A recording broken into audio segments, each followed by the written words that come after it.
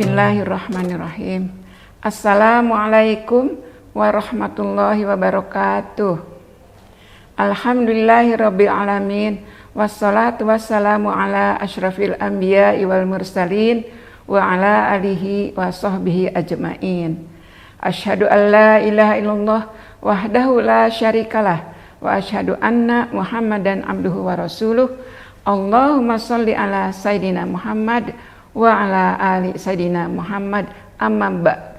Hadirin rahimakumullah. Alhamdulillahirabbil alamin. Pada hari ini kita panjatkan puji dan syukur kehadirat Allah Subhanahu wa taala atas nikmat iman Islam yang telah diberikan pada kita.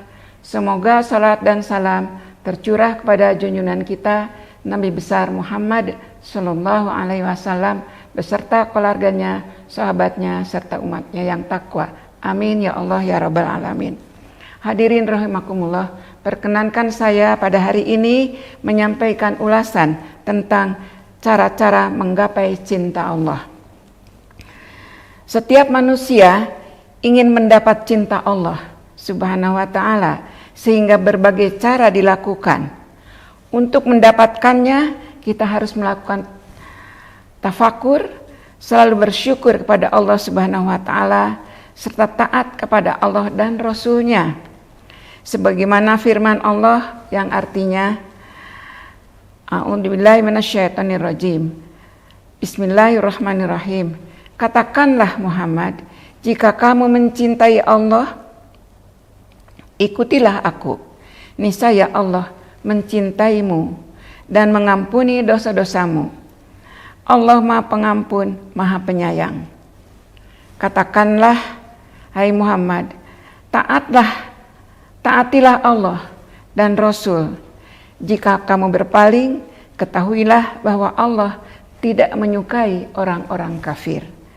Surat Al-Imran ayat 31 dan 32. Cinta kepada Allah kepada hambanya, cinta Allah kepada hambanya melebihi cinta orang tua kepada anaknya. Allah Subhanahu wa taala tidak pernah membiarkan hambanya menderita karena cintanya. Kecintaan Allah tidak pernah luntur walaupun hambanya berkali-kali melakukan maksiat.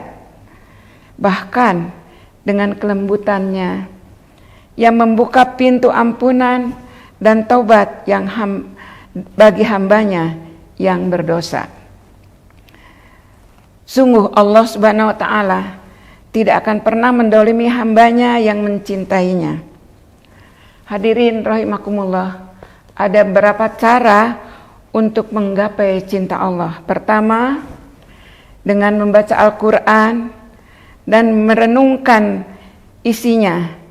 Dan salah satu ayat yang patut direnungkan dalam surat Yunus yang menceritakan bagaimana manusia memohon pertolongan pada Allah dengan tulus ikhlas saat dikepung bahaya di lautan. A'udzubillahi minasyaitonirrajim. La ilaha illa anta subhanaka inni kuntu minadh-dhalimin. La ilaha illa anta subhanaka inni kuntu minadh-dhalimin.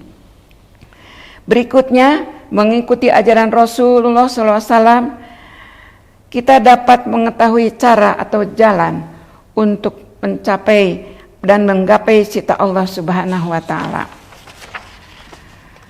A'udzubillahi minasyaitonirrajim. Qul atiullaha wa rasul fa in tawallau fa innallaha la yuhibbul kafirin. Katakanlah Muhammad, taatilah Allah dan Rasul. Jika kamu berpaling, ketahuilah bahwa Allah tidak menyukai orang kafir. Hadirin rahimakumullah. Keempat, selalu berzikir kepada Allah dalam kondisi apapun dan usahakan agar lidah selalu basah dengan zikrullah. Ala bi dzikrillahi tatmainnul qulub. Dengan zikir hati kita akan tenang. Berikutnya adalah mendahulukan yang disukai Allah daripada hawa nafsu. Sebagaimana firman Allah dalam Quran surat An-Naziat ayat 40-41 tentang orang yang menahan diri dari hawa nafsu akan mendapat tempat di surga. Sesungguhnya nafsu itu mendorong pada kejahatan kecuali yang diberi rahmat. Yang berikutnya adalah berbuat ihsan, mencontoh perbuatan baik seperti kisah keluarga di zaman Rasulullah SAW yang tetap menjamu tamu walaupun mereka tidak punya kelebihan makanan. Berikutnya, bertobat kepada Allah dengan sebenar-benarnya taubat. Rasulullah SAW sendiri beristighfar dan bertobat lebih dari 70 kali sehari semalam. Ya ayyuhalladzina amanu tubu ilallahi taubatan nasuha. Hai orang beriman, bertobatlah kepada Allah semurni-murninya taubat. Yang berikutnya adalah memiliki hati yang lembut, yang tunduk kepada Allah.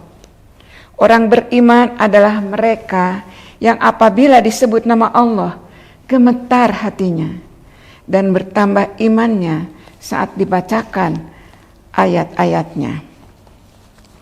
Yang kesembilan, merenungkan nikmat Allah Subhanahu wa taala. Berpikir tentang segala nikmat yang datangnya hanya dari Allah dan meminta pertolongan hanya kepada Allah Subhanahu wa taala. Di dalam setiap saat kita mendapatkan kesulitan. Hadirin rahimakumullah. Yang berikutnya adalah rajin melakukan qiyamul lail atau salat tahajud sebagaimana perintah Allah dalam Quran surat Bani Israil ayat 79 bahwa salat tahajud sebagai ibadah tambahan yang dapat mengangkat hamba ke tempat yang terpuji. Sebagaimana di dalam Quran dan pada sebagian malam, lakukanlah sholat tahajud sebagai suatu ibadah tambahan bagimu.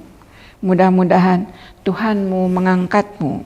Hadirin rahimakumullah, mendapat cinta Allah dan memeliharanya akan membuahkan kesejahteraan hidup di dunia dan kelak di akhirat.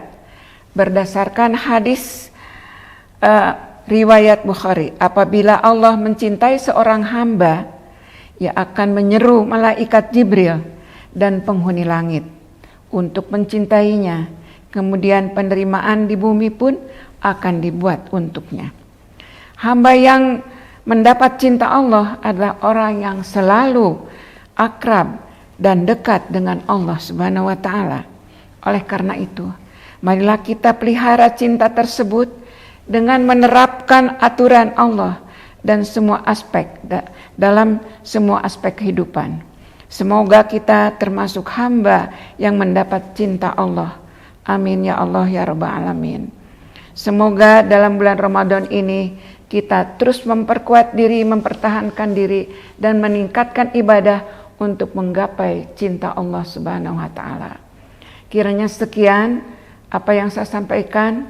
Semoga di bulan Ramadan ini cinta Allah makin tambah kepada kita sekalian dan kita mendapatkan lindung ridho Allah Subhanahu wa taala. Terima kasih atas perhatiannya. Mohon maaf lahir dan batin apabila ada kekurangan dan kehilafan. Wallahul muwaffiq ila aqwamit thoriq. Assalamualaikum warahmatullahi wabarakatuh.